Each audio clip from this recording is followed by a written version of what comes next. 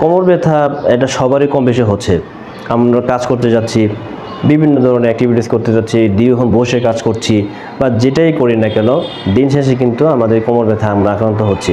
এখন ধরেন আপনি হাঁটাহাঁটি করছেন, সেই ক্ষেত্রে আপনার কোমরের ব্যথা একটু ভালো লাগতেছে। ওই ক্ষেত্রে আপনি কী ধরনের কাজ করলে আপনার ব্যথা কমে যাবে?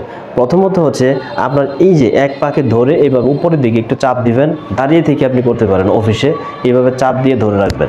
ওকে, আপনি এইভাবে একটু চাপ দিয়ে ধরে রাখবেন, ঠিক আছে? 6 থেকে 7 বার বা 10 বার আপনি করেন।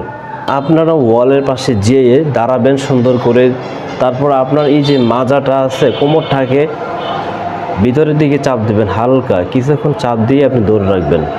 5 থেকে 6 সেকেন্ড ধরে রাখবেন। 5 থেকে 6 সেকেন্ড এইভাবে 10 থেকে 12 বার করবেন। এই দুইটি ব্যায়াম আপনারা করুন, আশা করি আপনার কোমরের ব্যথা থেকে সামান্য মুক্তি হলেও পাবেন।